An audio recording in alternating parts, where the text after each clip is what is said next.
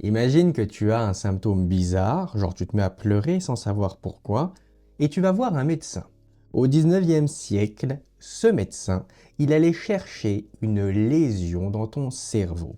Et puis un mec est arrivé et a dit, bah non, en vrai, ton symptôme, il te parle, il te raconte une histoire. Ce mec-là, c'est Freud. C'est lui qui invente la psychanalyse. Fin du 19e siècle, deux camps s'affrontent pour expliquer les troubles mentaux.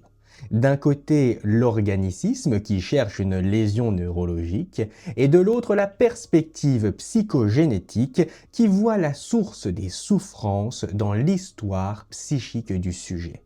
C'est dans ce débat que Freud forge sa méthode. Charcot montre un truc énorme. Sous hypnose, les symptômes hystériques disparaissent. Du coup, ils ne peuvent pas venir d'une lésion irréversible.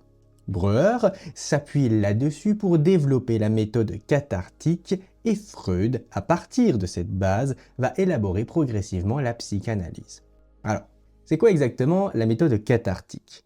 L'idée, c'est de faire remonter à la conscience des souvenirs traumatiques enfouis grâce à l'hypnose en 3 temps. D'abord, on hypnotise le patient pour lever les barrières psychiques. Ensuite, on l'amène à revivre affectivement des événements douloureux. Et enfin, au réveil, on lui demande de raconter ce qui a ressurgi. Freud et Breuer appellent ça l'abréaction. C'est cette décharge émotionnelle hyper intense, des cris, des pleurs, des gestes violents, qui surgit quand un affect longtemps retenu se libère d'un coup. Et cette décharge a un effet thérapeutique direct. Freud capte aussi très vite un truc clé. Un traumatisme, ça vient jamais d'un seul événement, mais d'un ensemble d'événements qui, mis bout à bout, finissent par produire le symptôme. Un exemple concret, c'est qu'une patiente se met à crier le prénom de sa fille sans raison apparente. Sous hypnose, Freud lui demande ce que ce cri évoque pour elle, et en retrouvant l'origine de ce cri dans son histoire, le symptôme disparaît. L'affect était bloqué, il se décharge et il perd sa raison d'exister. Les concepts à retenir ici, c'est d'abord l'abréaction, c'est la décharge émotionnelle intense qui libère un affect coincé. Le savoir insu, ça c'est l'idée que le patient détient un savoir inconscient qui agit sur lui à son insu. Le symptôme est plurivoque, il y a plusieurs couches de sens superposées, jamais une cause unique. Et le but de la cure, c'est de retrouver les coordonnées d'origine du symptôme pour en dissoudre la raison d'être. Sauf que Freud va finir par lâcher l'hypnose. Pourquoi? Il y a deux limites majeures. 1. Elle place le patient dans une position trop passive, sans vrai travail de subjectivation. 2. Elle contourne les résistances au lieu de les affronter, ce qui explique le retour des symptômes. Bernheim montre d'ailleurs que les patients peuvent retrouver à l'état de veille ce qui a été découvert pendant l'hypnose. Donc l'hypnose, c'est pas indispensable. À la place, Freud développe la technique des associations libres. Le patient dit tout ce qui lui vient à l'esprit sans censure, même si ça paraît absurde ou gênant. Et c'est dans ce flux de paroles que l'analyste repère les résistances, les répétitions, les formations de compromis. L'inconscient se révèle dans ces interruptions, ces retours, ces mots qui reviennent en boucle. Freud invente aussi le divan analytique. Le patient est allongé, le psychanalyste assis derrière lui, hors de son champ visuel. Et cette position non frontale réduit l'influence de la subjectivité de l'analyste et favorise donc les associations libres, ce qui permet l'émergence du transfert. L'hypnose cherche à contourner les résistances. Les associations libres les affrontent. Pour Freud, les résistances sont justement là où se trouve le refoulé. Les travailler, c'est le cœur de la cure. Alors maintenant, on va passer à l'inconscient. C'est un lieu psychique où se logent des désirs, des souvenirs et des représentations refoulées. Il se manifeste dans les rêves, les lapsus, les actes manqués et les symptômes. Tout ça, c'est des formations de compromis entre ce qui veut s'exprimer et ce qui est interdit. Et ce savoir inconscient, il n'est pas totalement inaccessible. L'hypnose en est une voie, les associations libres en sont une autre. En 1904, dans la psychopathologie de la vie quotidienne, Freud s'intéresse aux oublis, aux lapsus, aux actes manqués. Ce qui paraît purement accidentel cache un sens inconscient. Des conflits internes, des désirs contradictoires, des résistances. La vie quotidienne devient un terrain d'observation privilégié de l'inconscient à l'œuvre. Genre, t'oublies systématiquement de répondre au message d'un pote proche. Eh bien, pour Freud, c'est pas un simple oubli. Ça peut signaler une ambivalence, un désir de rapprochement plus une peur de l'engagement.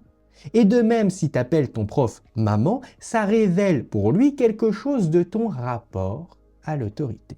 Dès 1890, Freud élabore la notion d'économie psychique. La vie psychique est traversée par des forces d'intensité variables, pulsions, mécanismes défensifs, contre-investissements qui s'organisent entre elles.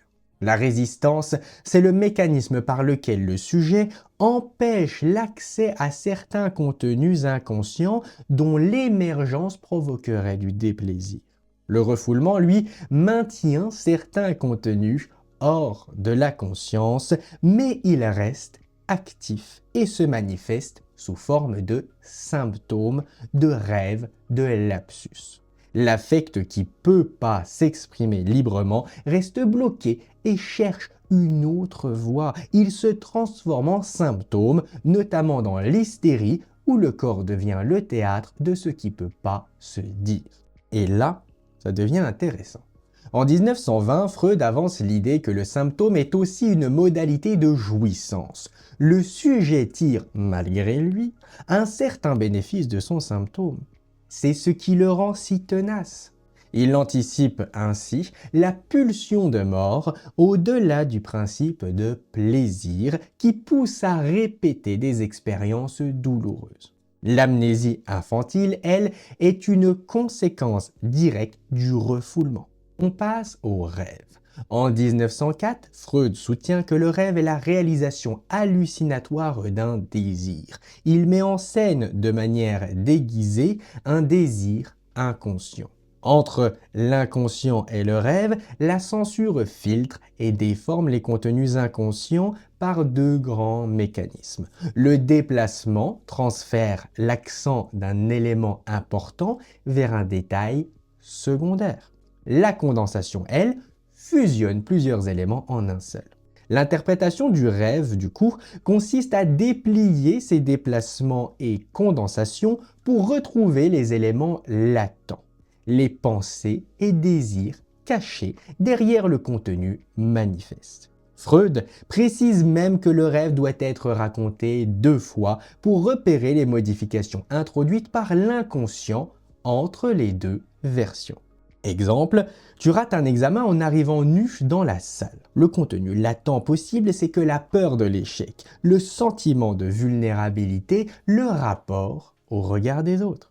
La condensation fusionne plusieurs angoisses en une seule image. Le déplacement attire l'attention sur la nudité, le détail, plutôt que sur l'enjeu réel, qui est l'examen.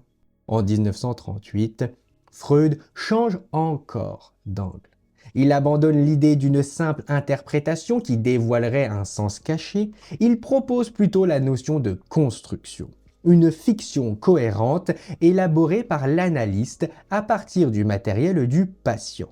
Une hypothèse sur son histoire psychique qui peut avoir des effets réels.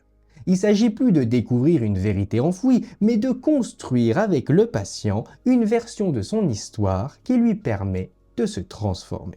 Le but de l'analyse, au final, c'est de rendre l'inconscient partiellement conscient, que le moi prenne la place du ça dans la conduite de la vie psychique. Au fil d'une analyse réussie, le sujet passe d'un état où il est dominé par des réactions qu'il ne comprend pas à un état où il peut dire « je sais pourquoi je réagis comme ça, je reconnais ce désir, je peux choisir de faire autrement ».